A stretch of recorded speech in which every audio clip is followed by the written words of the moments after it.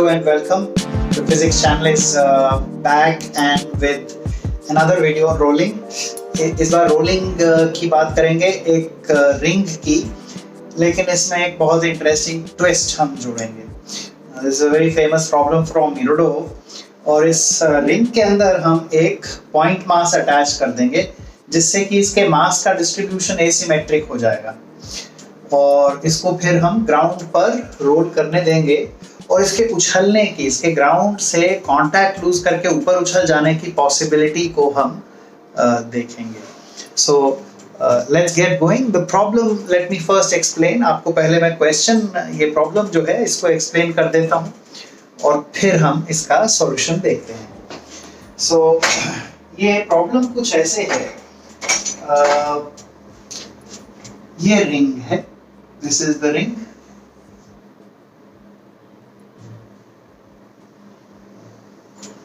Okay, ये आपको ring दी गई है. Let me show you a closer view. और ये रिंग जो है ग्राउंड के ऊपर रोल कर रही है. इसके ऊपर एक पॉइंट मास भी अटैच कर दिया गया है, ये स्मॉल एम.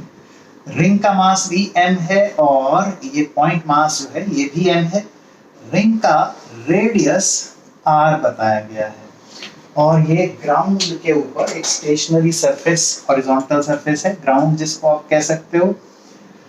इसके ऊपर ये प्योर रोलिंग कर रही है और इस इंस्टेंट पर, जब ये जिस इंस्टेंट पे इसको दिखाया गया है, ये तस्वीर जो है, इसमें इस इंस्टेंट पर इसके सेंटर ऑफ मास की जो वेलोसिटी है वो आपको बता दी गई है v नॉट. प्योर रोलिंग हो रही है तो अगर सेंटर ऑफ मास की वेलोसिटी v नॉट है, आप इजीली पता लगा सकते हो, अंदाजा लगा सकते हो कि ओमेगा जो है वो v नॉट बाय r है इस इंस्टेंट पे, इस स्नैपशॉट पर. अब सवाल ये है कि v नॉट की क्या मैक्सिमम वैल्यू हो सकती है कि ये रिंग जो है ऊपर उछल ना पाए, ग्राउंड से कांटेक्ट ना लूज कर सके ये रिंग. तो रिंग का ग्राउंड से कांटेक्ट लूज नहीं होना चाहिए. इसके लिए वी नॉट की क्या मैक्सिमम वैल्यू परमिटेड है ये हमें देखना है, राइट. तो अब देखो, अगर ये रिंग स्मॉल एम मास के हाईएस्ट पॉइंट पे पहुंचने पे भी ना उछले तो फिर नहीं उछलेगी. ये रिंग जो है स्मॉल एम मास के हाईएस्ट पॉइंट पे पहुंचने पर भी उछलनी नहीं चाहिए. अगर हाईएस्ट पॉइंट पे जब स्मॉल एम पहुंचता है उस इंस्टेंट पे रिंग उछलने से जस्ट बच जाती है या जस्ट उछलती है तो आपने रिंग को बाउंस अप करने से प्रिवेंट कर लिया है. तो बाउंसिंग अप जो है वो हाईएस्ट पॉइंट पे पहुंचने पर उसकी संभावना सबसे ज्यादा है, क्योंकि ये जो स्मॉल एम मास ऐसे घूम रहा है, इसके ऊपर एक, अगर सेंटर ऑफ मास के रेफरेंस फ्रेम में हम देखें तो इस पर एक सेंट्रीफ्यूगल फोर्स लग रही है और जब ये स्मॉल एम हाईएस्ट पॉइंट पे होगा तो वो सेंट्रीफ्यूगल फोर्स जो है अपवर्ड डायरेक्शन में रहेगी. तो इसको ऊपर उछालने की उसके पास क्षमता अगर हुई तो ये ऊपर उछल सकती है. तो उसके लिए of course sufficiently large velocity वहां उस टाइम पर होनी चाहिए. अब वो है या नहीं है वो डिपेंड करेगा कि वी नॉट कितना था, उस पर डिपेंड करेगा. तो ये कैलकुलेशंस इसमें आप करने वाले हैं.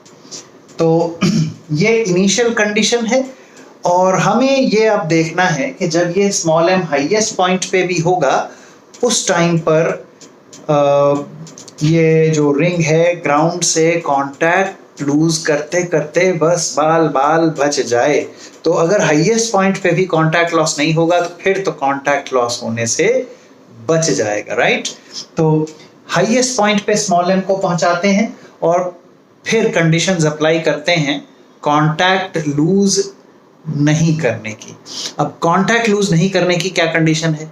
कांटेक्ट लूज नहीं करने की कंडीशन ये आएगी कि नॉर्मल फोर्स जो है वो बनी रहनी चाहिए, वो जीरो नहीं हो जानी चाहिए. Normal force should be maintained, right.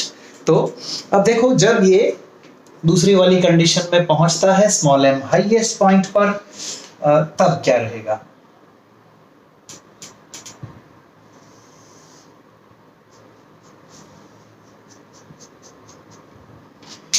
तो ये ग्राउंड है, ये रिंग,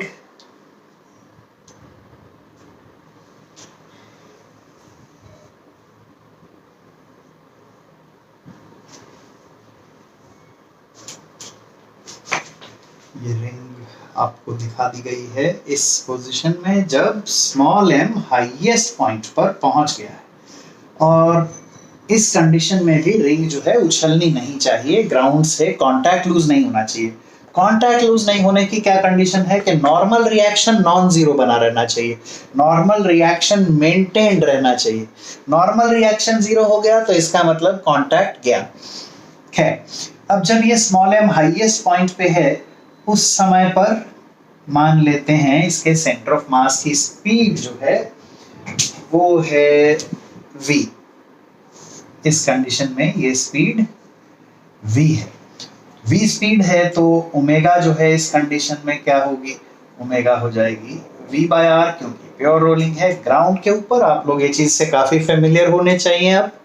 तो ये कंडीशन फाइनल वाली है। इस कंडीशन में हम इसके कांटेक्ट लूज ना करने की कंडीशन अप्लाई करेंगे, राइट। तो इस कंडीशन में ये कांटेक्ट लूज ना कर पाए इसकी कंडीशन अप्लाई करने जा रहे हैं। उसके लिए इसका एक फ्री बॉडी डायग्राम मैं यहां बनाकर आपको दिखाता हूं। तो let us look at the free body diagram in this condition. ये रही रिंग, ये रहा m मास, और यहाँ मैं फोर्सेस दिखा देता हूँ इस पर क्या क्या एक्ट कर रही हैं। एक ये नॉर्मल फोर्स है, और ये जो सिस्टम का सेंटर ऑफ मास होगा वहां इसका वेट भी एक्ट करेगा। अब दोनों का मास मिलाकर 2m है, सिस्टम का टोटल मास 2m है, तो 2mg फोर्स लगेगी, और वो कहाँ लगेगी, सेंटर ऑफ मास पर लगेगी।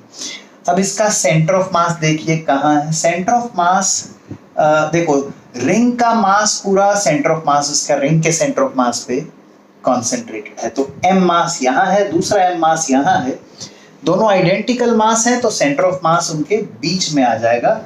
तो यहाँ 2mg फोर्स लग रही है, कितनी, 2mg फोर्स। और ये किधर लग रही है, सेंटर ऑफ मास पे। सेंटर ऑफ मास रिंग के सेंटर और टॉप मोस्ट पॉइंट के ठीक बीच में है, तो ये जो हाइट है ये है r/2, करेक्ट। आइडेंटिकल मास है, पॉइंट मास की तरह ट्रीट कर रहे हैं रिंग को भी, क्योंकि रिंग का मास अब उसके सेंटर ऑफ मास पे कॉन्सेंट्रेटेड मान लिया, वो पॉइंट मास बन गया। एक रिंग पॉइंट मास m है, दूसरा ये वाला m मास है, दोनों पॉइंट मास हो गए, आइडेंटिकल मास है, तो दोनों के ठीक बीच में सेंटर ऑफ मास आ गया है r/2 हाइट पे। और वेट अब 2mg है ही सिस्टम का, तो वेट एक्ट कर रहा है डाउनवर्ड डायरेक्शन में, और नॉर्मल फोर्स एक्ट कर रही है अपवर्ड डायरेक्शन में, करेक्ट। अब ये जो सेंटर ऑफ मास है इसकी एक्सेलरेशन इस समय पर क्या है, हमें ओमेगा पता है, राइट, ओमेगा मालूम है। तो सेंटर ऑफ मास की जो एक्सेलरेशन है वो इस समय डाउनवर्ड है, और कितनी है, वो है ओमेगा स्क्वायर r/2। देखो वही कॉन्स्टेंट अप्लाई कर रहे हैं।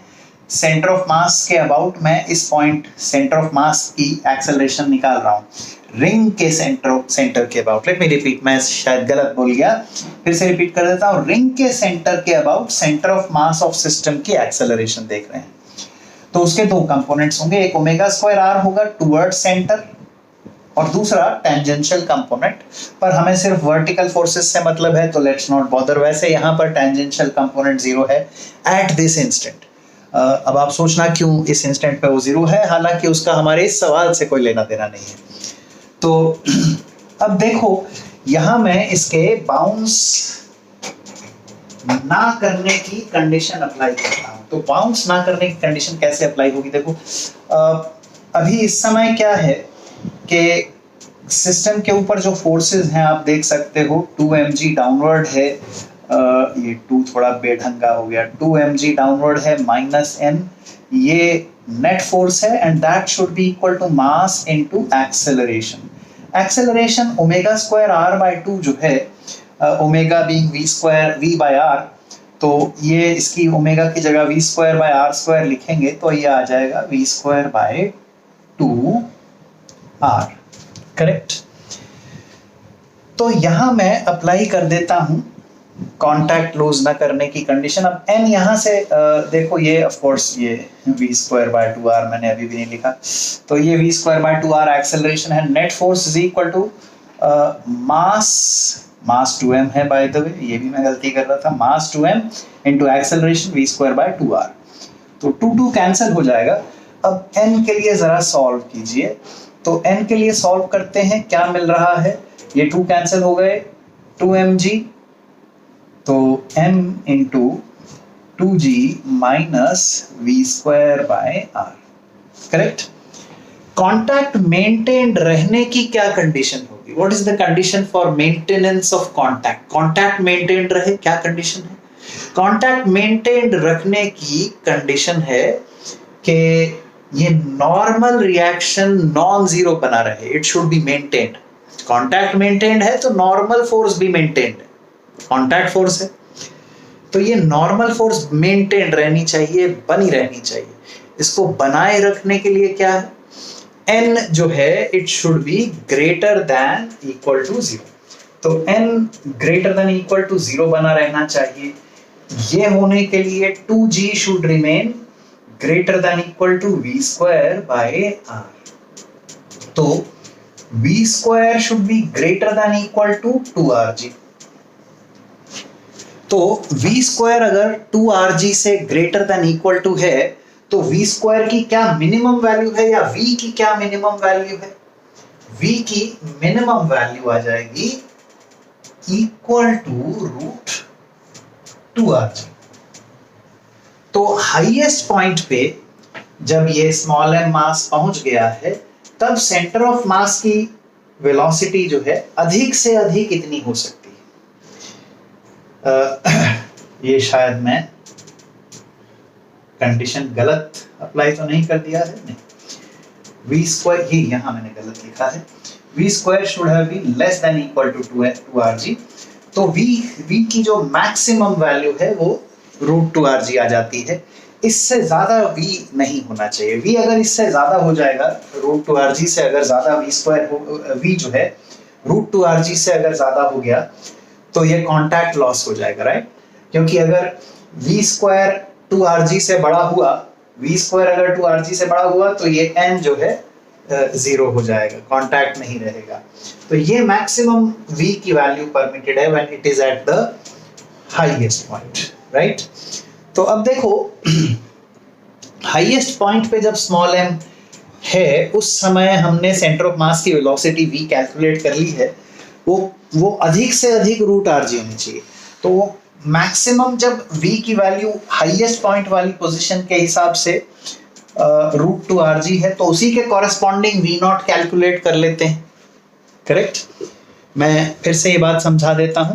देखो, जब स्मॉल m हाईएस्ट पॉइंट पे है, तब v की अधिक से अधिक, ज्यादा से ज्यादा वैल्यू क्या परमिटेड है, रूट 2rg।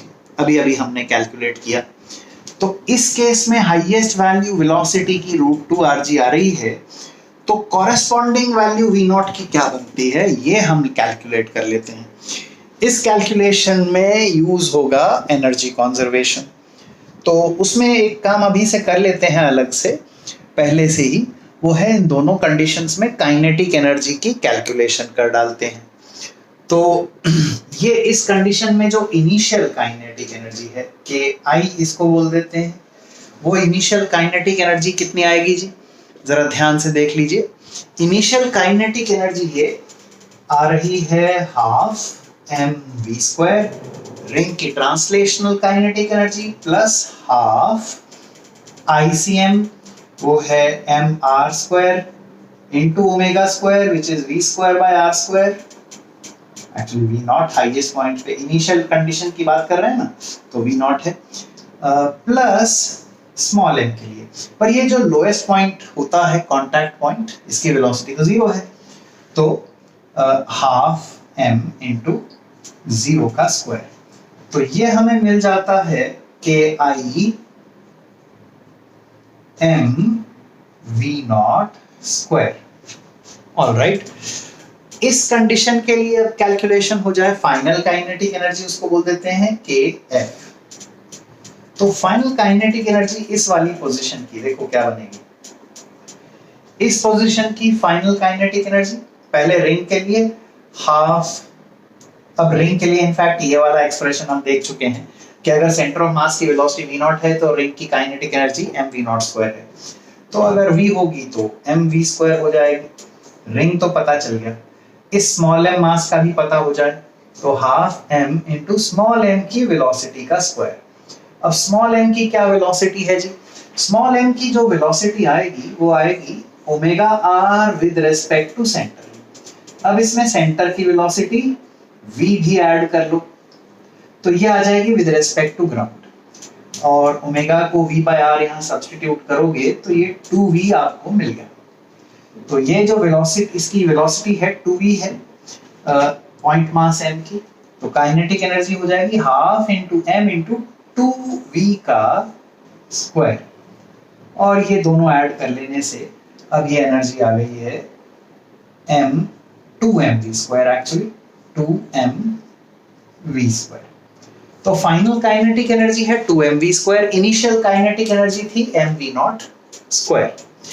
इन वैल्यूज का हम इस्तेमाल कर लेंगे in using energy conservation. By the way यहाँ मैकेनिकल एनर्जी कंजर्व कैसे है ये भी मैं आपको रिमाइंड करा देता हूँ। फ्रिक्शन जहां एक्ट करती है, ये contact point, friction acts at the contact point, और अगर फ्रिक्शन कॉन्टैक्ट पॉइंट पर एक्ट कर रही है जिसकी वेलोसिटी हर समय जीरो है तो फ्रिक्शन का पावर जीरो है और फ्रिक्शन का वर्क डन जीरो है। ये हम डिस्कस कर चुके हैं, साबित भी कर चुके हैं फ्रिक्शन के रोटेशनल ट्रांसलेशनल वर्क अलग से कैलकुलेट करके in one of the previous videos. I will give you a link to that video here, अगर मुझे याद रहा तो मैं उस वीडियो का लिंक आपको इस कोने में दे दूंगा। तो खैर, अब यहाँ देखो इधर आ जाओ, ये एनर्जी कंजर्वेशन हम अप्लाई करेंगे, ये इनिशियल कंडीशन रहेगी और ये वाली फाइनल कंडीशन रहेगी। तो इनिशियल कंडीशन में सेंटर ऑफ मास की हाइट क्या है? ये r/2, mid point between. Initial condition में सेंटर ऑफ मास कहाँ पर है?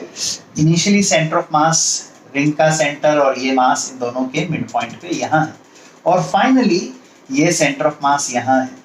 r/2 नीचे था सेंटर से, अब r/2 ऊपर आ गया है सेंटर के, तो सेंटर ऑफ मास ने कितनी हाइट गेन की है? सेंटर ऑफ मास ने जो हाइट गेन की है वो है r। तो पोटेंशियल एनर्जी का गेन कितना है? पोटेंशियल एनर्जी का गेन हो जाएगा 2m into g into r। 2m मास है टोटल सिस्टम का, into g into height gained by centre of mass, और ये जो पोटेंशियल एनर्जी का गेन है ये काइनेटिक एनर्जी के लॉस के इक्वल होगा। यही एनर्जी कंजर्वेशन होती है। काइनेटिक एनर्जी का लॉस क्या है? काइनेटिक एनर्जी का लॉस होता है, अब किसी भी क्वांटिटी का आप लॉस कैलकुलेट करते हैं तो वो तो initial value minus final value होता है। Loss of kinetic energy will be initial kinetic energy minus final kinetic energy. Loss is always initial minus final. Change is final minus initial. Gain is final minus initial. Loss, remember, is initial minus final. तो initial kinetic energy minus final kinetic energy, ये equation के right hand side पे आएगा। Initial kinetic energy कितनी थी जी? mv naught square, और final kinetic energy कितनी है? माइनस ये 2mv naught 2mv square, right. तो initial kinetic energy minus final. अब ये जो m है ये तो थ्रू आउट कैंसिल हो गया, 2rg is equal to v not square minus 2v square. और v देखो, हम v को हम कैलकुलेट कर चुके हैं, ये रहा आपका v, ये इधर देखिए ये v रहा √2rg।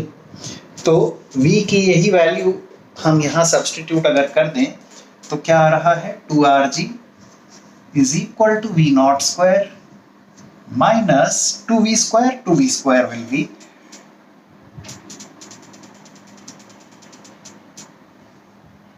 2 into v square is 2rg। तो v नॉट स्क्वायर जो आया ये आ गया, मैं शायद कुछ गड़बड़ कर रहा हूं, 2m into ji into are, ये है गेन इन पोटेंशियल एनर्जी और इधर ले रहे हैं लॉस इन काइनेटिक एनर्जी। तो M V not square initial और फाइनल जो है वो है,